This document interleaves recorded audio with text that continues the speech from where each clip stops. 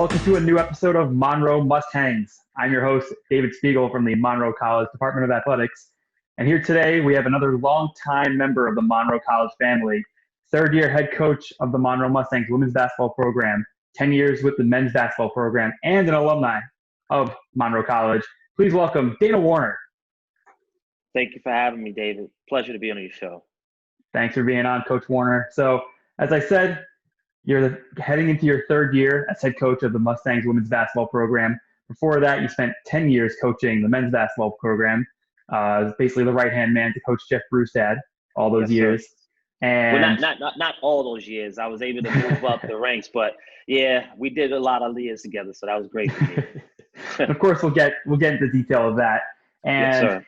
sometime before then, you were also a foundational piece in the late 90s to the Monroe Mustangs men's basketball program. So I'd like to start there. First off, what brought you to Monroe back then, and what were some of the experiences you had when you were here as a student athlete? Yes. So for me, coming out of high school, unfortunately, I suffered a severe knee injury that almost took my career away from me.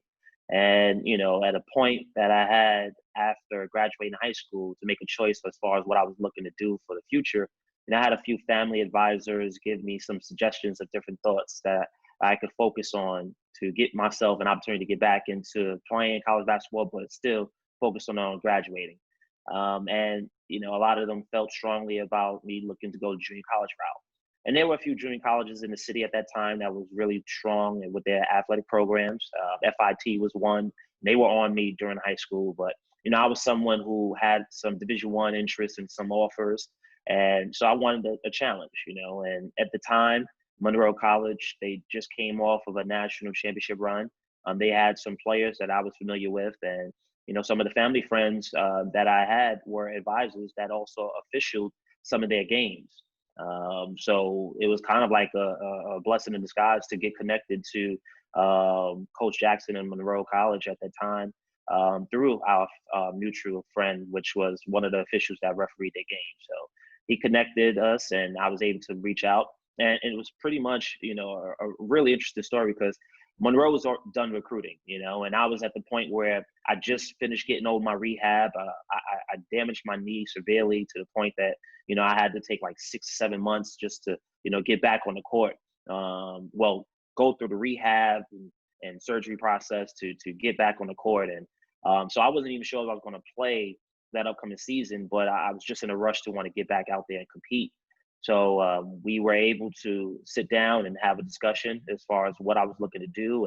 And I remember Coach CJ, as we call him, he threw out the article that I had from the Daily News when I made the All-City team. And he was saying, like, listen, how close are you to being this player? And I was telling him, like, listen, I really can't say right now, but I'll give you my 100% effort to getting back to that level. And from there it was kind of history at that point. He told me that you're going to have to earn everything. We have the team already in place, but, I believe in your abilities to be able to get on the court and show what you can do. And as long as you're going to compete for it, then this is probably going to be the place for you.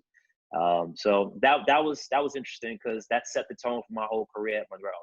I was kind of used to being a guy that had a lot of things come easy to me in basketball, and academics at that point was also something that came easy to me, but I stumbled along the way in my high school career. So Monroe was a great foundation for me to kind of balance off my athletic career as well as my academic career. And that's what I think Monroe really did for me at that time. So, of course, as many of our student athletes do, after your time at Monroe, you moved on. You went to Slippery Rock University on a scholarship before also eventually transferring back to New York to CCNY. Yeah. So what were some of your experiences after moving on to the NCAA level, and how do you think Monroe had you prepared to play at the NCAA? So my first year at Monroe College was good because I had a sophomore laden team, but we had a good balance of freshmen. So that taught me right there the idea of competing every single day for an opportunity to play. And academically, I brought that same level of competitiveness in the classroom.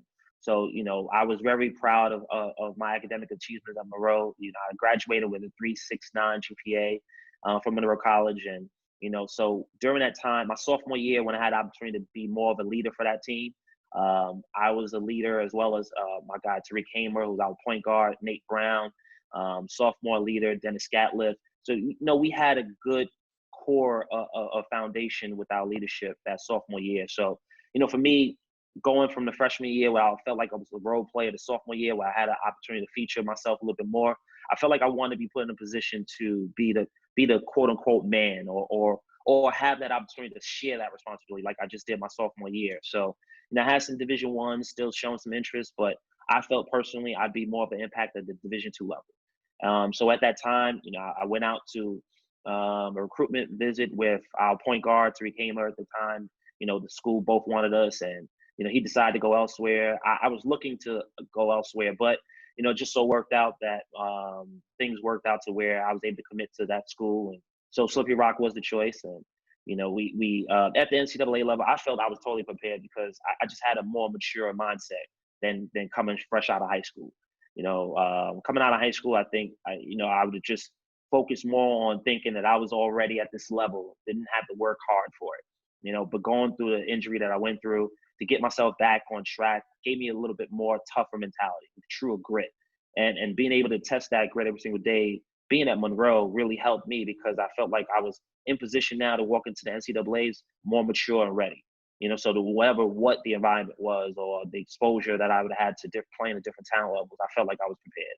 And so things were going well for me at first. And then unfortunately, the team, we went through our stuff out there, players, different interactions. And I just, felt like this environment wasn't necessarily the best place for me to feel I could nurture myself and grow at that level.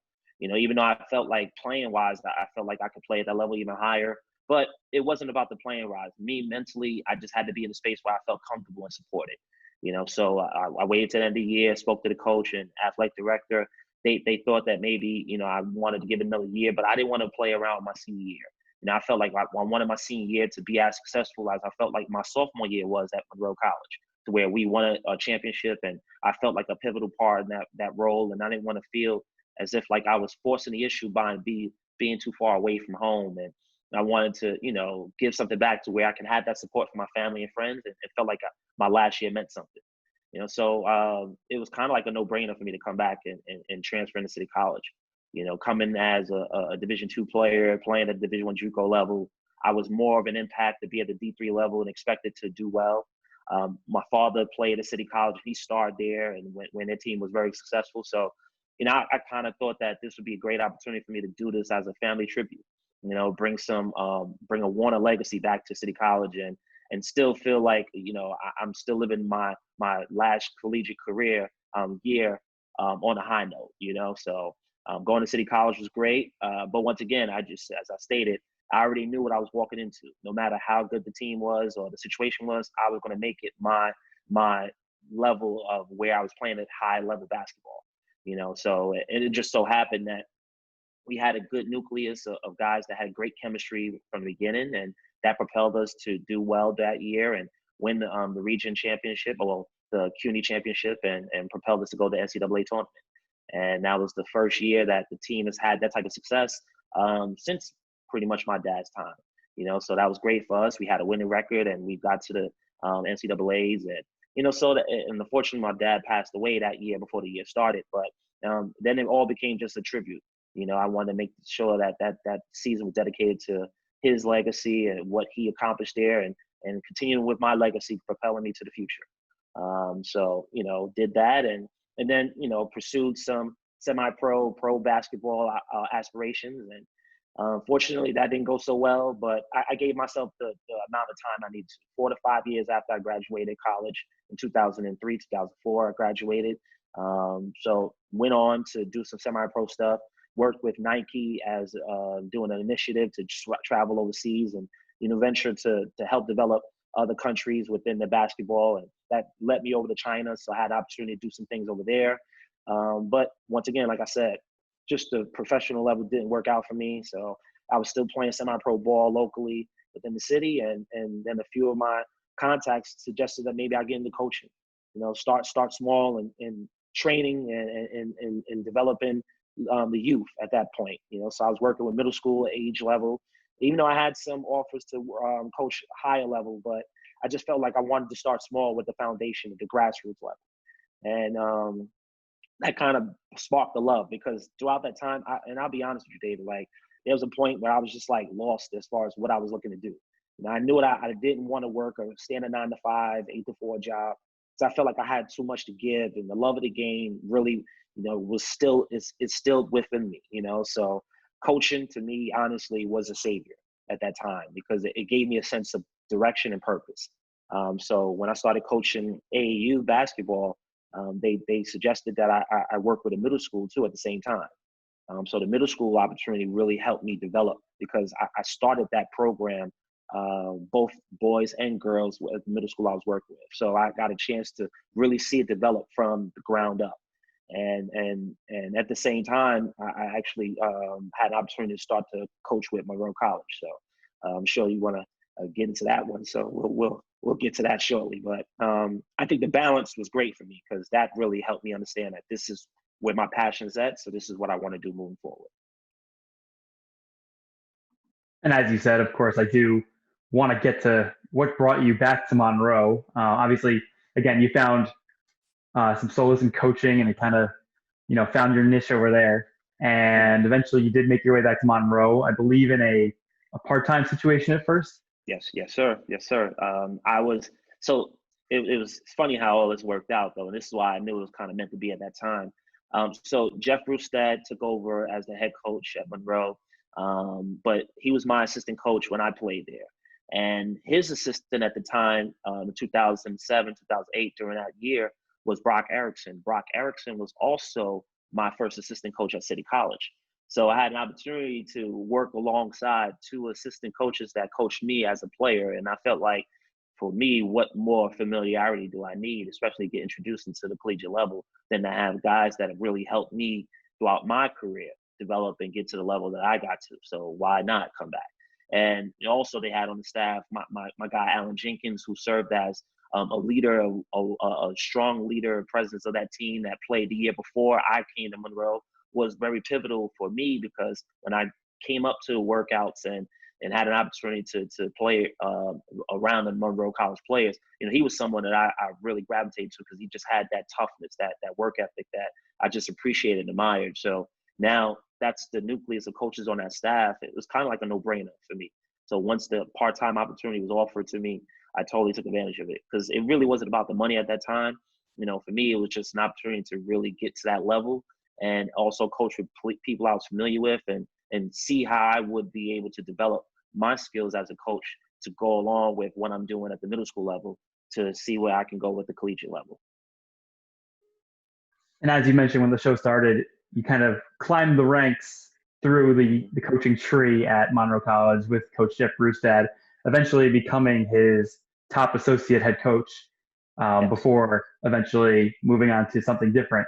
But what did you do to kind of improve as a coach along those 10 years? And what were some of your best experiences working with the men's team? So to answer the first question, there, being challenged to figure out your niche on a coaching staff is something that I felt, for me was good experience at Monroe at that time. I had Brock Erickson, who's great with recruitment, and also, leadership with the guys. Coach Brustad did a great job with the guys as far as directing them to have success and at a high level.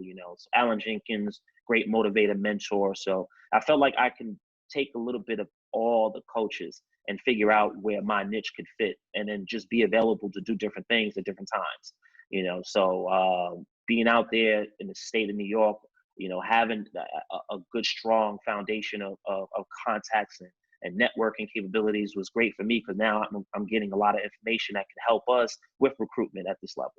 Mentoring a lot of the guys, because, a lot of the guys were from New York. So at that time, it's easy for me to connect with them just by variable mutual acquaintances, and be able to be a mentor for them. And then also seeing and studying how Coach Brustad would lead those guys to practices and the games and contests. And so then, for me, when I had an opportunity to speak up in practices, I had my chance to say what I felt could help them, be able to give them that extra set of encouragement to be able to guide them to that level.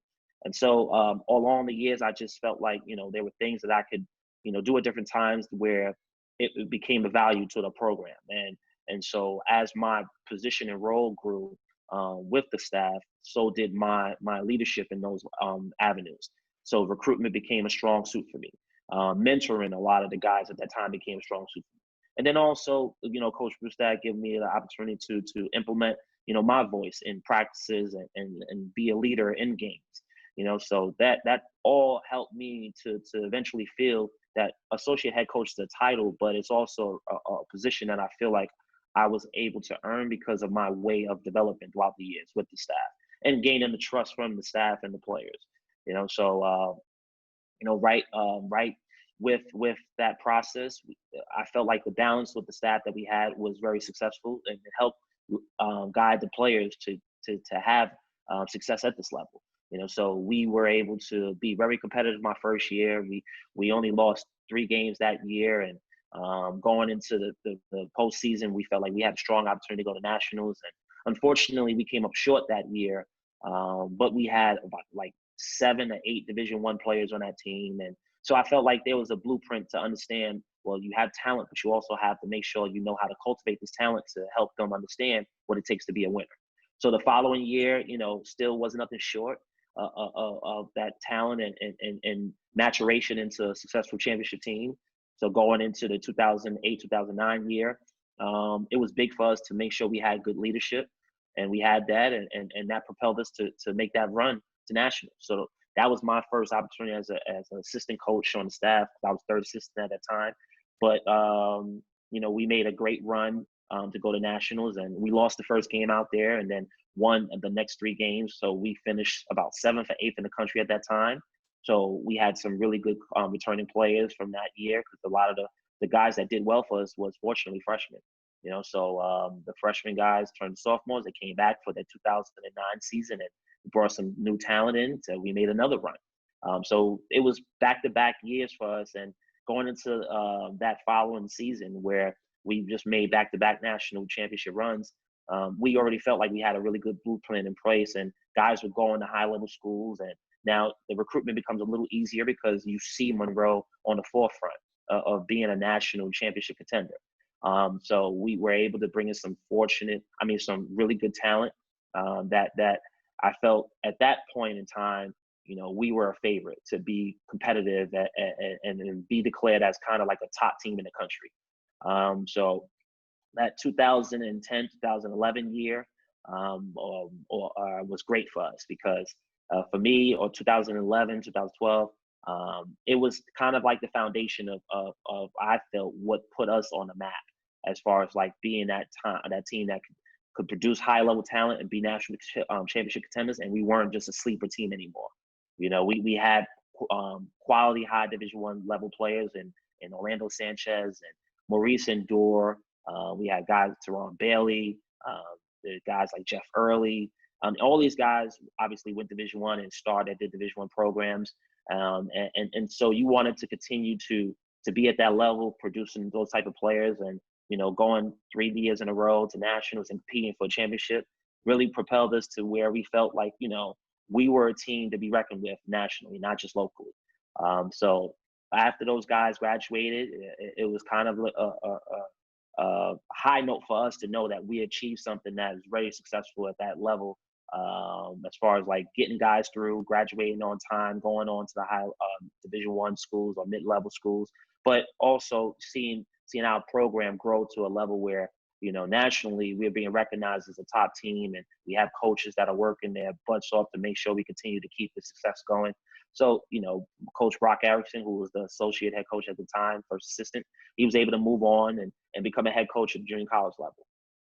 And so that, Coach Alan Jenkins, he decided to step down and focus his efforts in more working behind scenes and staying, connected to Monroe, obviously working inside the school. And so I was able to step up at that time and become the first assistant. Obviously, I had to show Coach Bruce that I was ready for that position, but I felt like I had the years behind me. So 2012, my first year as the first assistant, we already had, like I told you, the blueprint in place to have some success and understand what it took to have that type of success. So the talent was there, and we had a top team. We were ranked like top 14 in the country at that time. And It was season didn't end well, put it like that. We got upset in the championship game, the region championship game, to a team that just played like they wanted it more than us. But seeing how that season went and going by the previous years of understanding what it takes to be successful at this level, that following year we were able to bring in another group that was talented, but they knew how to compete and understood what it took to build their name here and not just play off of the names that they had coming into Monroe College. And I felt like that following the team, that 13 year, 2012, 2013 year, they had an idea, but we were bringing in Division I transfers, guys that had success already at the collegiate level. And it was hard to bring the egos together to have them to serve one purpose and to develop as a team. But that 2013, 2014 team, they understood that. They brought that understanding to the practices. They felt like they needed to make a name for themselves, and they wanted to make a name for themselves, and they wanted to develop here. So them being receptive to the listening that had to take place in order for them to develop and get to the level that they wanted to get to, they knew that coming in. So it was easier to coach that group, and we won 13 games straight at the beginning of this year. And I felt that was an achievement in itself because we didn't do it with a whole bunch of names. We did it with the guys that didn't have a lot of big names, but made their names throughout that year. And we had, fortunately, at the end of that year, we had guys that was listed as JUCO All-Americans, Division I players that didn't come in with Division I offers. And so even though we didn't win a national championship or even get to nationals that year, I felt that was one of the biggest achievements because for me, as a lead recruiter, you want to find a good balance of guys that can help you make a staple for yourself and identity as far as who you are as a coach and what you can do to help a player. But I feel like I had more hands-on with help and development with those guys because those guys really developed the way that I told you that I'm big on development from the ground up.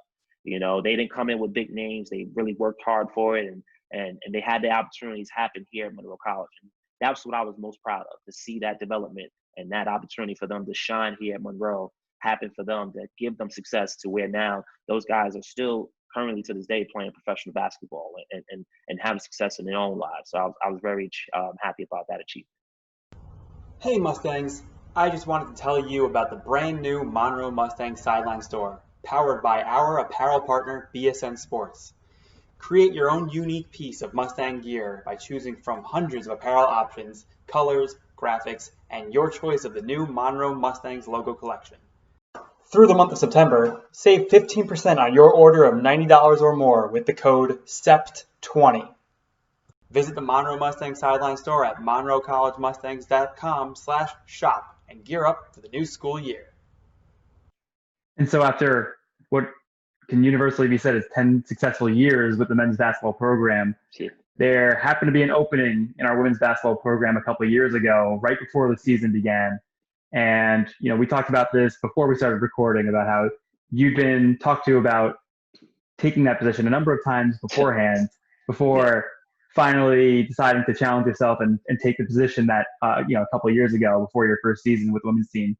So my first question with that is, what was it that made you hesitate a little bit with taking the position? And then what ultimately led you to want to jump right in and do it? Okay. So for me, at the time, I felt like I've gone out to NCAA Final Four events, and I felt like my name was circulating out there on the men's side of basketball, and because of that, I felt like I had a good staple of who I am as assistant coach on the men's side. So moving over to the women's side, I felt I would have to build that whole thing up from the beginning once again, and I had 10 years of coaching at the collegiate level on the men's side, and I wasn't really sure if I wanted to take that challenge on, to start all over again after I put so much time and equity into coaching on the men's side, because you had to reestablish yourself as a whole different coach on the women's side just to gain that level of respect. And, I understand that, and that was a challenge, and I'm glad you labeled it like that because, to be honest, I had a lot of advisement to help me see that. It was an opportunity for me to have my own program, and develop my own culture and set things the way that I saw that could be set to run a program. And I thank Coach Brewstad to give me the opportunity to be able to assist with him at that side. But I felt like, yeah, why not? Why not? Why hesitate at this point? You've learned a lot about the game of basketball, and even though you have to develop things all over again from the beginning for yourself and your career, you're already used to doing that, and I value that as a process. So why not start from the ground up, right? So the opportunity presented itself, and the administration felt confident that I could be a guy that can help lead a program, especially for Monroe College, and I felt there was a easy transition as far as being at Monroe. Now, had you asked me to leave the school and go to another program to be a women's coach, I might have had a little bit more trepidation with my thoughts as far as that was concerned. But making sure that I'm already familiar with how I guess protocol or systematically how things are done here at Monroe College. It would just be a simple turn as far as, well, listen, you're adjusting really nothing about the game because you're still teaching the game of basketball. It's just making a move from the men's side to the women's side. And having the opportunity to speak to the players that I recruited to come to Monroe College and tell them that I was looking to make this decision, and knowing that they supported me with that choice, I think made it easier for me, because I didn't feel like the guys were looking at me like I'm bringing them to Monroe and then I'm leaving them. They felt bad about that. No, they all supported me. They respected the decision I was looking to make. And so, to be honest, I think that was kind of like that last push that I needed. So I had the support from my family and friends, and the players, they supported me. And I felt once that happened, then it was like, well, let's make this decision. And, speaking to the girls, but even before just the players from the men's side, it was also reaching out and connected with the girls that played here that year before. They were all like, well, what were you waiting for? Like we wanted to have you since last year. You know what I mean? So that was helpful for me too, because you always want to make sure that you're going to the situation that you feel that you can do well, but you also are wanted because they respect what you can do or what you should be able to bring. And for me, that knowing that we had about 8 and 9 girls that played there from the year before, and they all seemed to welcome me with open arms, that really also made the transition a lot easier for me to accept. So with all that being said, I mean, there were challenges, but ultimately I did feel confident about the decision I made once I was able to speak to the girls and know that they all wanted me there just as much as I wanted to be coaching them. So I can actually speak from a little bit of experience here. In a previous stop as a sports information director, I also came across a time where a women's basketball coach left right before the season, and Mm-hmm. the associate head coach from the men's team actually had to jump over and coach the women's team, which again was a hesitation, but just having spoken with him back then and spoken with you over the last couple of years now, just because it's basketball doesn't mean it's exactly the same thing. And it's, a completely different culture, and it's a completely different,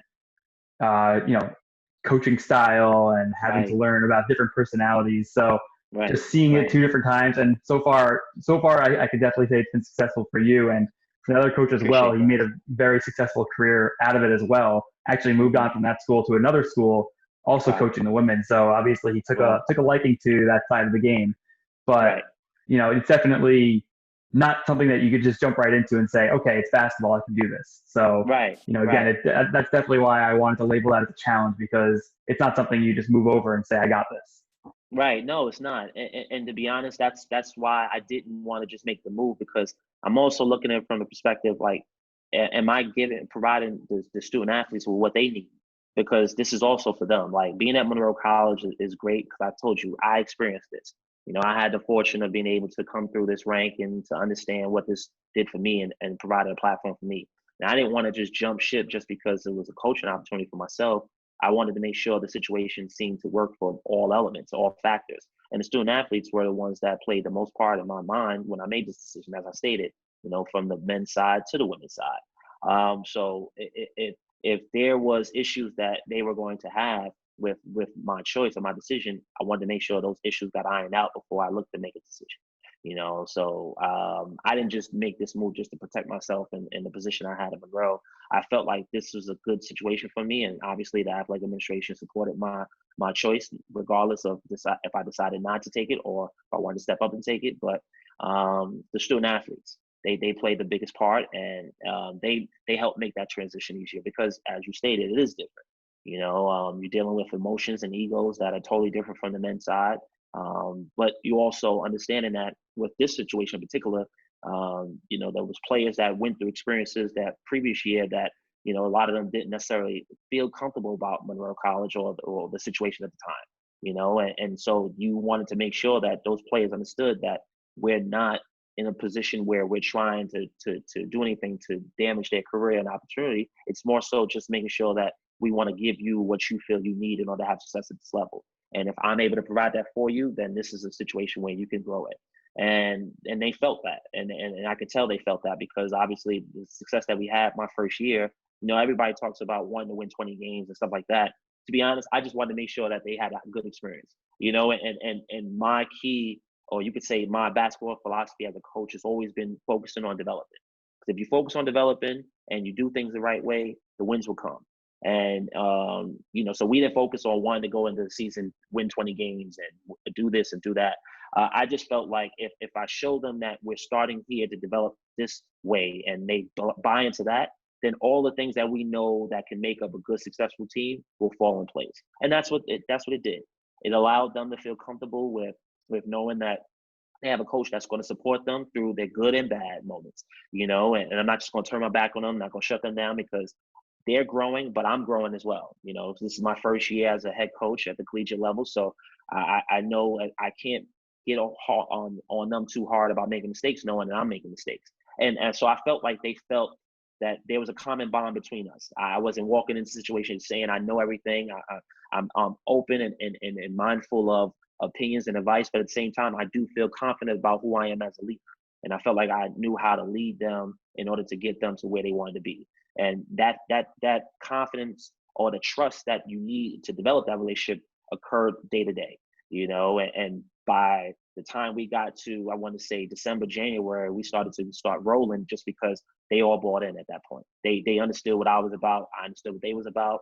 And, it does take time to develop that trust between a new team, and a coach. But once it came to fruition, I just felt like we were all connecting, where I knew what to expect from the players and the players knew what to expect of me, and we had more fun going through the process, but you got to put that hard work in from the beginning just to build that trust. And when you do, it just falls into place to where, we were able to, for example, that beginning of the season, we played a team, Hartford Community College, tough team to play, first game of the season, new coach, new system, at their home. And, listen, 25-point loss. I mean, I'm going to say that because, the next time we played them, it wasn't a 25-point deficit.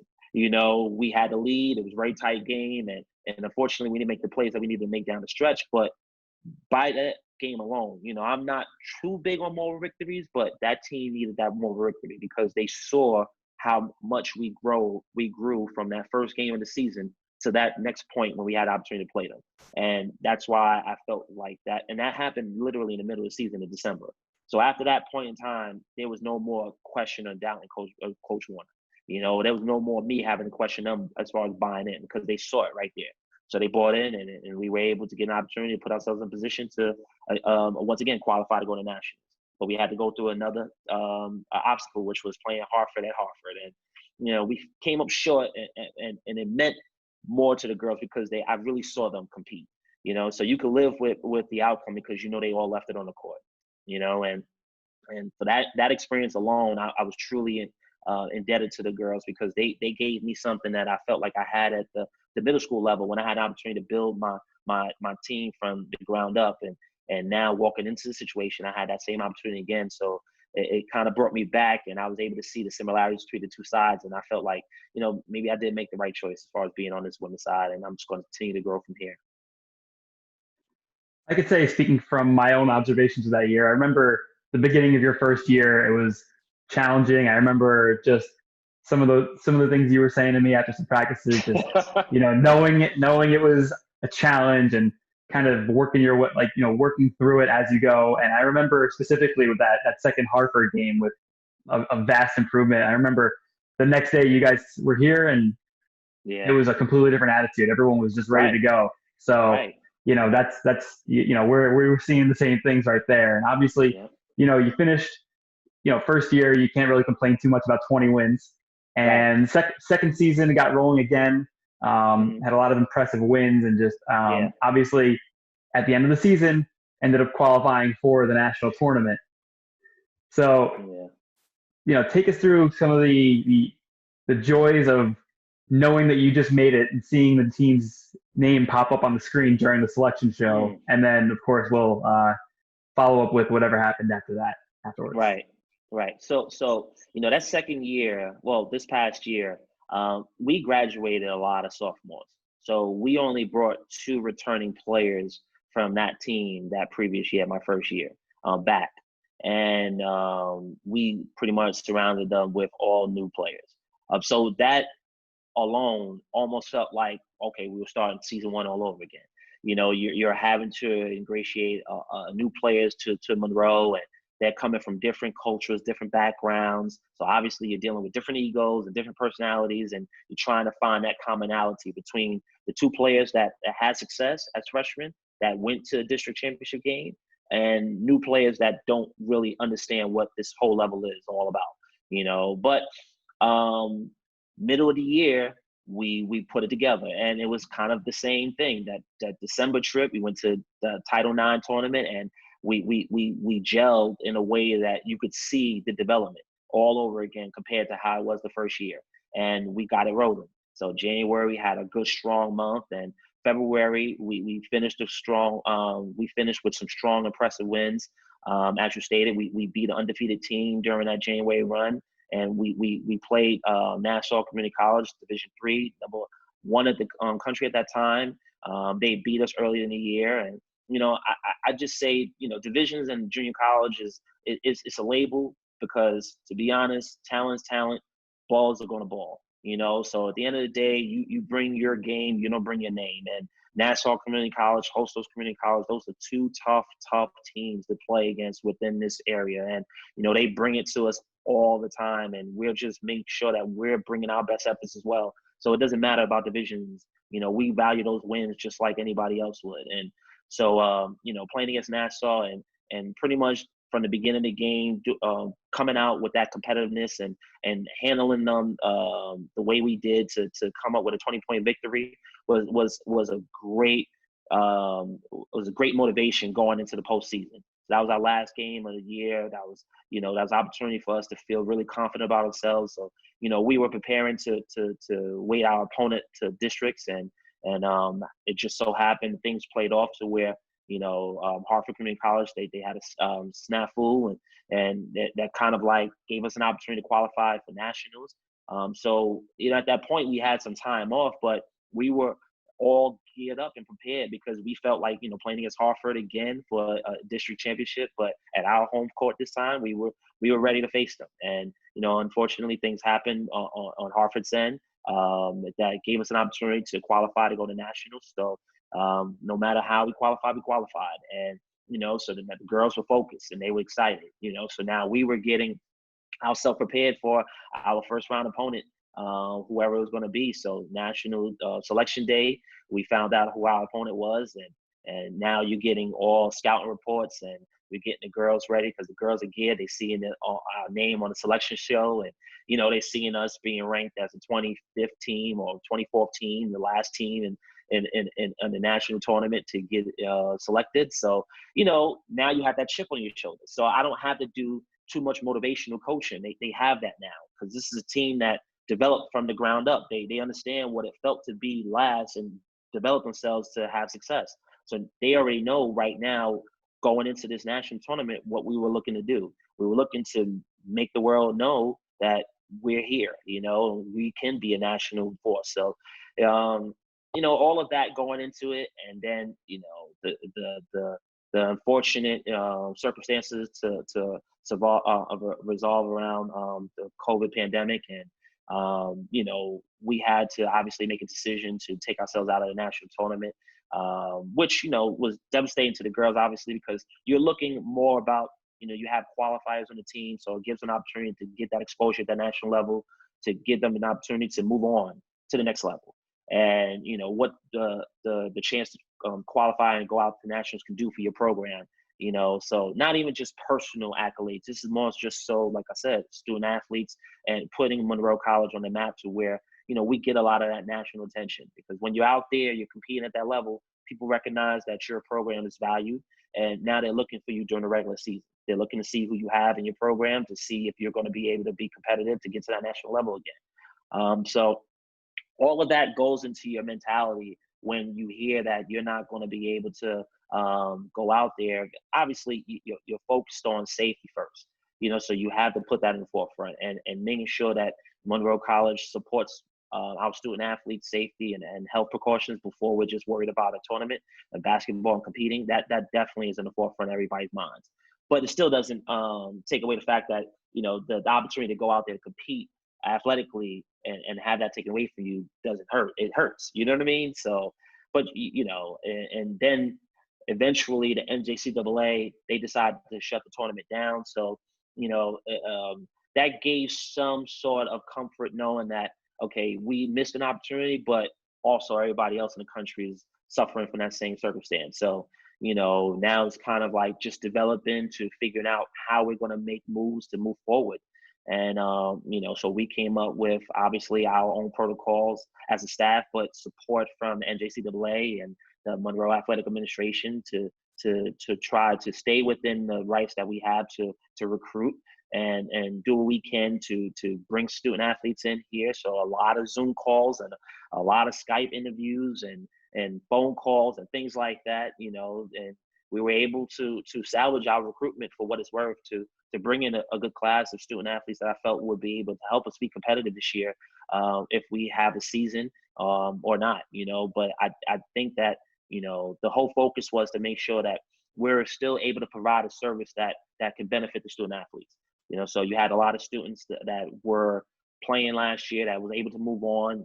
We had our 2 sophomores that moved on to scholarship situations, and the freshmen are able to come back and they're on track to graduate on time. And that's what I take pride on, So yeah, we didn't compete the nationals, or we didn't get that opportunity, but still things went on and moved forward. And I'm happy to see where we're at right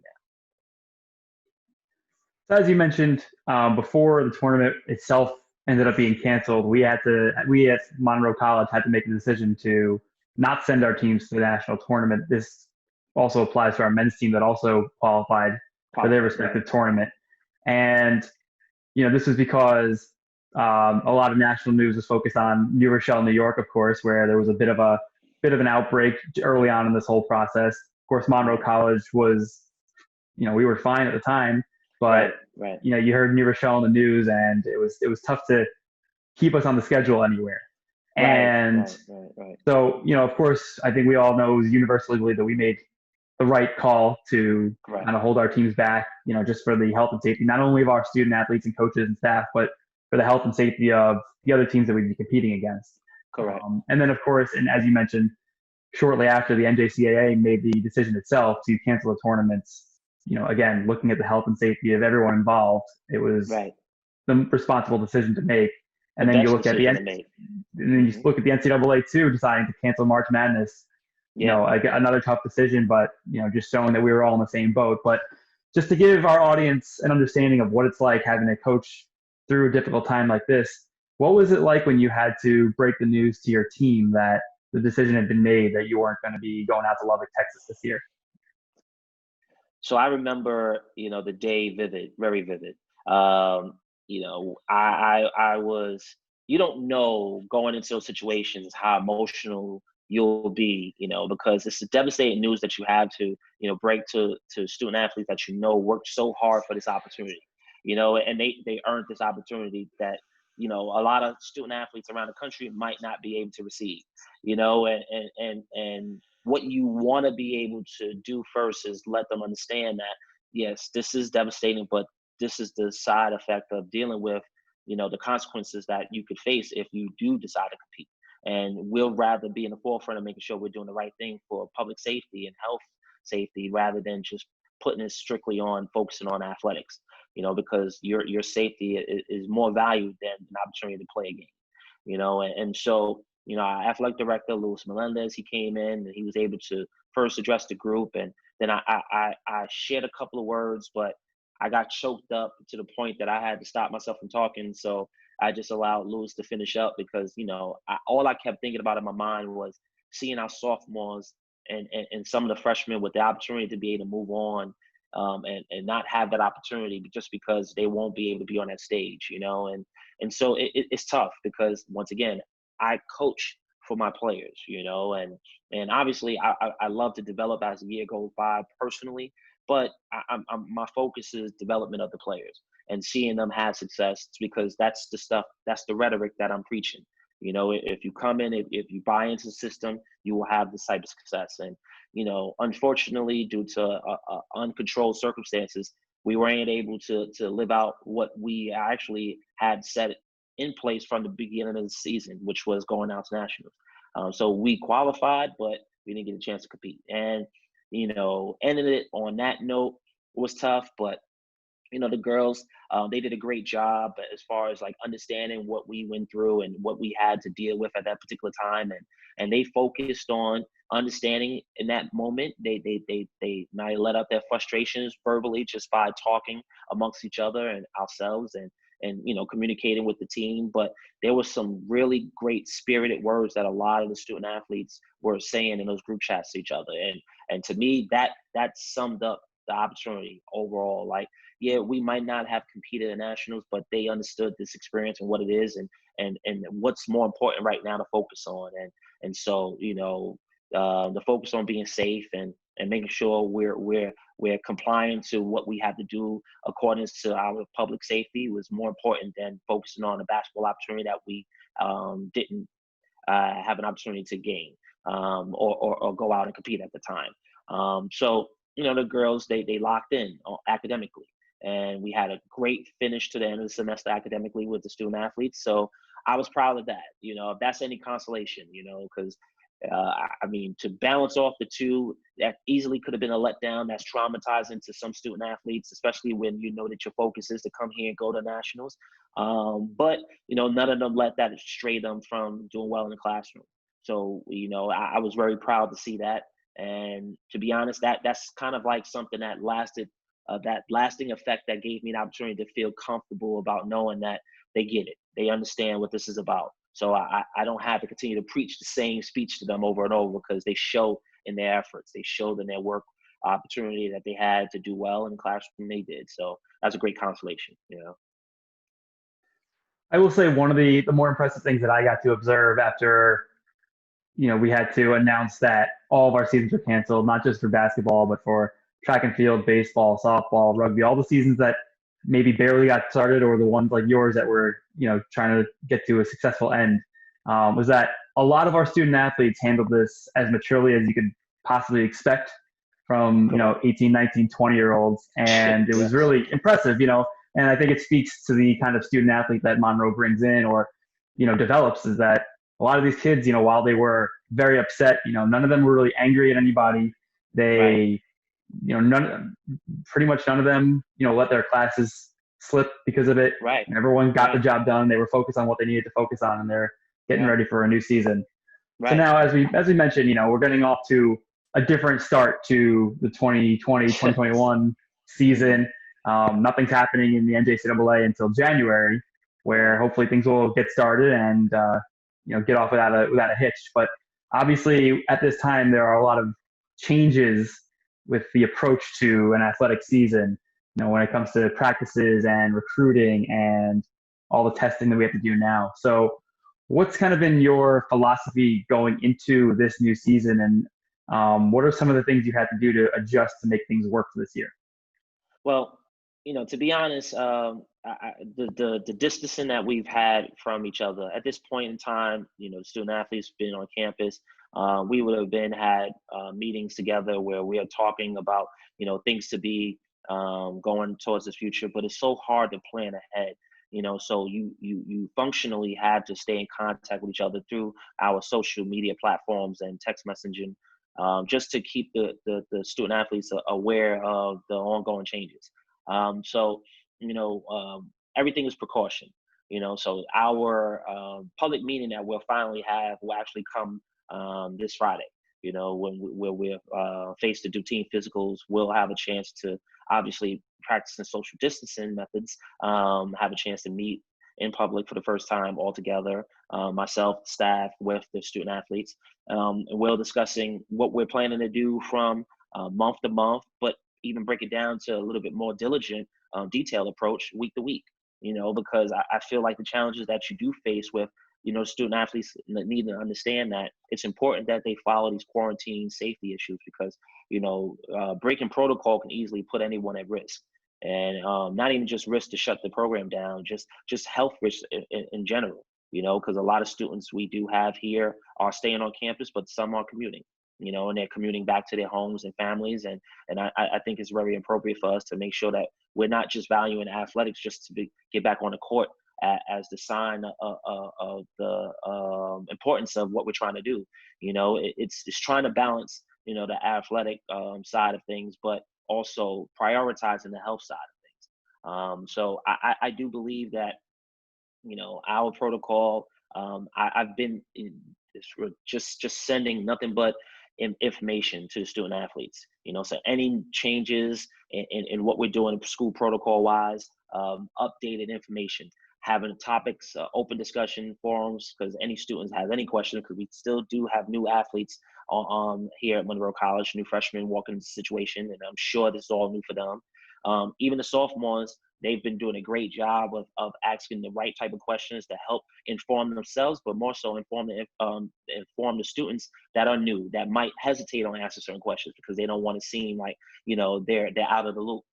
So I just believe that this opportunity, even though it hasn't offered a lot, a hands-on approach for myself, I feel like I'm able to offer opportunity for our sophomores to step up and be leaders amongst the team and amongst themselves. So now you have more sophomores speaking out. So when we do have that chance to be on the court, practicing, working out with each other, I won't have to just worry about myself and my staff being vocal leaders towards the team. The sophomores already have that in place right now, and the freshmen are understanding that already. So going into this year, I think it's important for us to feel like the communication is strong within our program to make sure we are practicing the right type of protocols to practice safety and still being able to give a true value towards what we're trying to give them as this collegiate experience is offered. So whenever we're able to play, obviously we have a set date to where we're starting officially in January. But once our practices and workouts begin, I hope they go smoothly and now stay in accordance to what we have in place here at Monroe with our protocols. And I'll do my best to make sure the student athletes are doing the same. But I'm sure that they'll value the opportunity they have because all of them are very hyped and very focused on wanting the opportunity to play because they haven't played for months. So, I'm sure that's going to be something that they'll have in their forefront. But it's my job to make sure I'm still focused on the day-to-day while they're focusing on what they need to focus on in order for them to be able to get on the court and have fun playing the game and competing. Now we're starting to run low on time here, but one thing I did want to get to is that obviously it's been a long 6 months since all of our seasons ended, and a lot of us had to find different things to keep busy during this time, whether it is doing a lot of work or kind of just making ourselves better personally. And as your Facebook friend, I know that you've taken up biking around New York City, and very, very impressively, mind you. I've been looking at that, and those videos are really cool. So what kind of, I know, you see a lot with student athletes and coaches, and those like maybe who just love sports. That a lot of us just have that competitive nature and drive to just keep doing more and improving and things. So what kind of led to this I assume new hobby of yours, and what are some of the things you've experienced doing that? Right. Well, you said it. I'm a big competitor. I love playing the game. I love competing. But so, with the challenges of the gyms and facilities being shut down like that, I felt like riding a bike socially would be able to give me the opportunity to still practice social distancing, but still be out there feeling like I'm putting some good work into keeping a steady, flow of good health for myself. And so it started off just, casually with family, friends, and and friends of mine's and some family members from time to time. And then I saw a former Monroe Mustang that I, played here with, who graduated and moved on. Gil Egan, good friend of mine, he posted up a ride that he did with another mutual friend that we have. From being in New York, you have a lot of guys in the social basketball scene like that. So, I told him I was interested, and I had my mountain bike, and they had their road bikes, and I'm gonna tell you that ride almost killed me, but it was challenging enough to where those guys made me feel really comfortable about what I was trying to do. And so, I felt like in order for me to keep up with them, I had to up my equipment. And so I purchased a new bike, a hybrid bike, not a road bike, but a hybrid bike, which gave me a little bit more speed and lighter on the frame. So, as the rides went on, I started to invest a little bit more into biking, to where now I'm fully dressed almost, to where, you got this whole suits, you got the bike helmets and everything. And now, I'm keeping up, and we're doing excellent with our rides. We're riding like 90 miles, 100 miles, 45, 60s, things like that, getting all over the city, tri-state area and everything, So I just think that the journey of development, see, that's my foundation. I love to develop and see the development unfold into something successful. And so when I started this, I started at the lower end, obviously, and as the months went by, the weeks went by, I just continued to pick up more things, to where I became more comfortable with wanting to do this more. And having success with those big rides helped me a lot. So now I'm looking to continue with this, because I think this is a great way for me to stay healthy and stay in shape. And this is a great substitute for what I don't have with being able to play the game of basketball, I think it's great. Again, like I said before, I've been really impressed by it. I didn't even realize how long some of those rides were. So that's just, I mean, almost ridiculous to me. But, Yeah. when it comes to this season and you're pushing your student athletes to work harder and get better, you can show this to them as an example of you're doing the exact same thing to yourself. Exactly. It makes my voice sound so much better when I have that behind me. You're right. It's wonderful. But as I said, we're just about out of time here. So, Coach Warner, I want to thank you for joining us today. For all those listening, thank you again for listening and watching to Monroe MustHangs. You can subscribe to us on YouTube, listen to us on Spotify, Apple Podcasts, and all your favorite podcast networks. Coach Warner, again, thanks so much for joining me today. Good luck this season. Good luck with getting practices started and bringing your students on campus. And look forward to seeing you soon, man. Yes, sir. Thank you, David. Appreciate that. Look forward to seeing you too, my brother. Take care. Take care. Thank you.